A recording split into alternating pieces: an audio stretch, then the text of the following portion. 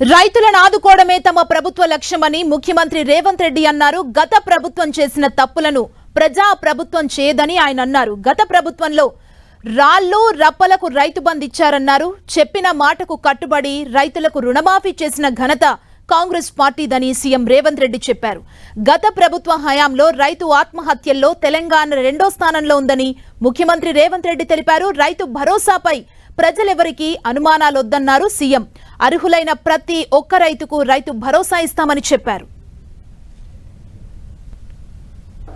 రాళ్ళు రప్పలకు గుట్టలకు ఇద్దామా, రియల్ ఎస్టేట్లో లేఅవుట్లు చేసి అమ్ముకొని ప్లాట్లు చేసుకున్న వాళ్ళకు ఇద్దామా, హైవేల పేరు మీద నేషనల్ హైవేల పేర్ల మీద ప్రభుత్వం సేకరణ చేసిన భూములకు కూడా దొంగ పాస్ పుస్తకాలు తయారు చేసుకుంటే ఇద్దామా, మీ అనుచరుల ముసుగులో నకిలీ పాస్ పుస్తకాలు తయారు చేసుకున్న వాళ్ళకు ఇద్దామా, ఈరోజు హైదరాబాదు చుట్టుముట్టూత వ్యవసాయ భూములు వ్యవసాయేతర కన్వర్షన్స్ జరిగి నాలా కన్వర్షన్ జరిగి ఈరోజు పరిశ్రమలు నెలకొల్పినారు.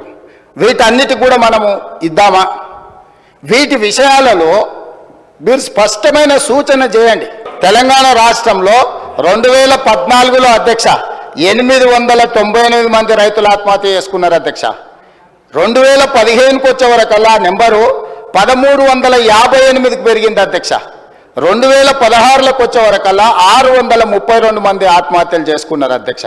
దాదాపుగా 3000 పైచీలకు ఆత్మహత్యలు చేసుకున్నారు అధ్యక్ష. అంటే ఆంధ్రప్రదేశ్ మన నుంచి విడిపోయినాక 1000 లోపల రైతులు ఆత్మహత్య చేసుకుంటే తెలంగాణ వారి నాయకత్వంలో 3000 మంది పైగా రైతులు ఆత్మహత్యలు చేసుకున్నారు. దేశంలోనే మొదటి స్థానం మహారాష్ట్ర అయితే, 2వ స్థానం రైతు ఆత్మహత్యల తెలంగాణ.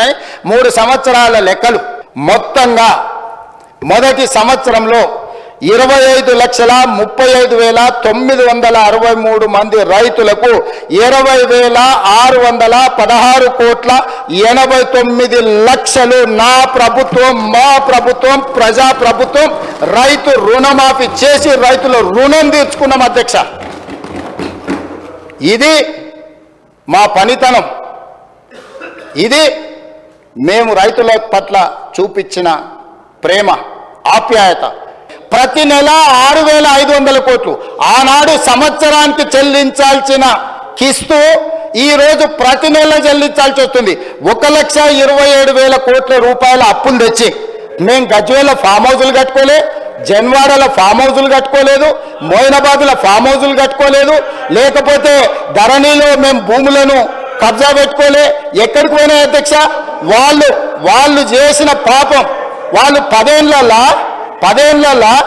బొచ్చెడు తప్పులు పుట్టెడు అప్పులు.